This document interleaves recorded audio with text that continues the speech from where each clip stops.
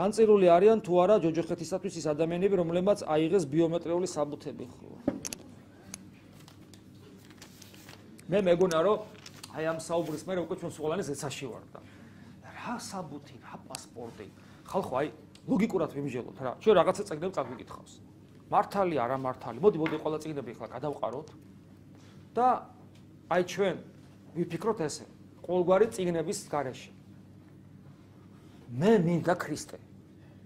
მე მაგ პავლე მოციქულის სიტყვები თვალწინ. ვინ განმაშოროს სიყვარულსა ქრისტეს. და მე გეუბნები რომ ეხლა მაშინ ამ საბუთს ჩაგიდებ.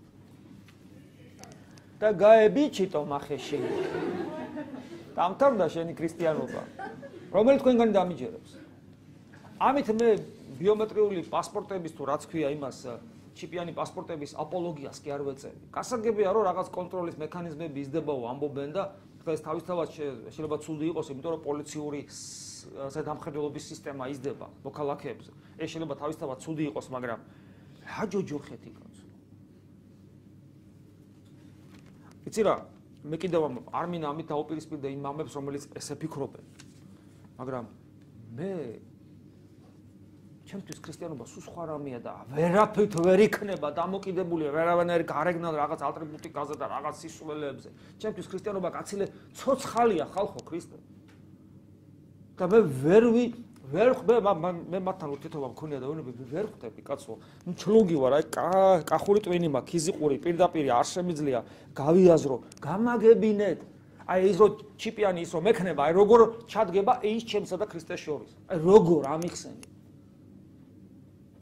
თქვენ დალოცვილებო დემონური ძალებით არის სავსე სამყარო. ვისაც ცოტა მაინც გამოცდილება აქვს, ეშმაკი თუ როგორია და როგორი მზაკვარია. ხო და აი დამიჭეს, გატყვილებს და შედალოცვილო, ისე თუ მატყვილებს რომ ესე იგი ჩემი ნების გარეშე ჩემი მიღმა და მე მაინც ქრისტეს ვერ დგულებ, რას ნიშნავს? თუ იტყვი რომ ქრისტეს ვერ დგულება მინდა მაინც ხიბში ხარ გეტყვის. შენ თუ გაქვს აზომი ვინ ხიბშია, ვინ ხიბში არ არის, ბარაქალა შენ ადამიანობას, მაგრამ მე ვერავინ ვერ დამარწმუნა. ცუდია, ცუდი, მე ვერ აშკრებ მაგის წინააღმდეგ.